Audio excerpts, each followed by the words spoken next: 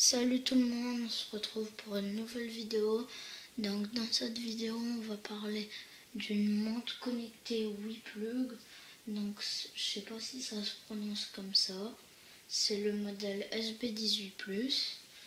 Donc cette montre connectée elle fait podomètre, les calories, la distance qu'on a fait, le multisport, la fréquence cardiaque, la pression artérielle et la tension, combien de temps on a dormi, donc le sommeil, les notifications qu'on a sur le téléphone, et on peut faire des photos à distance. Donc les fonctions, ce que je viens de vous lire, et les spécifications, donc Bluetooth 4.0, écran couleur 1.14, bouton tactile, donc la montre elle n'est pas tactile, c'est juste le bouton. Batterie 100 mAh, donc autonomie jusqu'à 5 jours. Étanche à l'eau et à la poussière. Les dimensions. Et elle est compatible avec Android 4.4 et iOS 8.2 ou plus. Donc moi je vais déballer la montre et on se retrouve après. Donc ça y est, j'ai déballé la montre. Donc dans cette boîte, il y a une notice où il y a plusieurs langues. Donc il y a du français, il y a de l'anglais, de l'italien, du portugais. Il y a plusieurs langues, elle est très complète.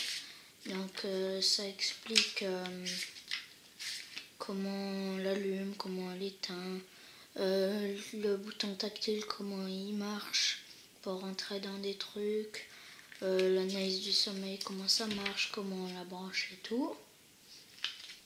Donc la montre elle est là. Donc quand vous ouvrez la boîte, elle est comme ça la montre. Donc là je vais mettre les bracelets, on se retrouve après. Donc ça y est, j'ai mis les bracelets. Donc on va allumer la montre ensemble parce que là elle est éteinte. Donc pour l'allumer il suffit de garder appuyé. Donc là c'est la première interface. Donc selon le cadran que vous choisirez, il y aura telle chose dessus. Donc après c'est les pas. L'entraînement, donc pour entrer il faut garder appuyé. Donc on peut faire du vélo, la course, la natation, badminton, alpinisme, et pour sortir il faut aussi garder appuyé. Donc la fréquence cardiaque, la pression artérielle, la tension artérielle, le sommeil, le chronomètre, les messages, donc les notifications qu'on a sur le téléphone, la météo, on peut avoir aussi accès à la météo des 3 jours suivants. Donc là je n'y ai pas fait charger, mais sinon il y a les 3 jours suivants. Et donc les réglages, donc on peut faire sonner le téléphone, les infos sur la montre, sélectionner les cadrans, la remettre à 0 et l'éteindre. Donc ça y est, vous aurez toutes les fonctionnalités de la montre. Donc moi je vais vous montrer l'interface de l'application maintenant. Donc bougez pas, j'arrive. Donc ça y est, là j'ai installé l'application. Donc l'application s'appelle iMonde. Donc l'application demande de se connecter à la montre. Ça l'a détecté. Donc là elle s'est connectée. Donc on peut voir dessus les pas qu'on a fait, la distance qu'on a parcourue, les calories. Ici on peut voir quel chemin on a fait si on est parti, parce que la montre elle a un GPS intégré.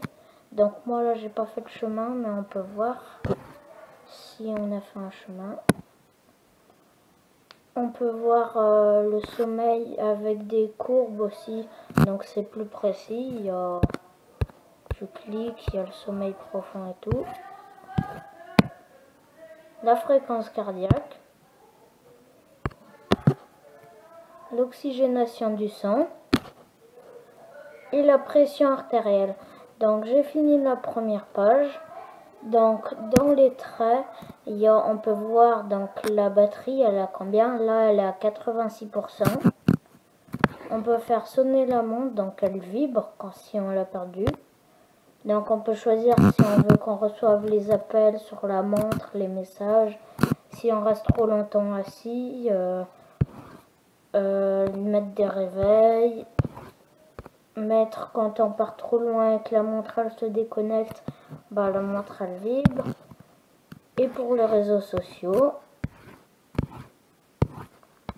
on peut aussi mettre un mode ne pas déranger, comme ça il s'active à telle heure et on reçoit pas les messages sur la montre, il se finit à telle heure.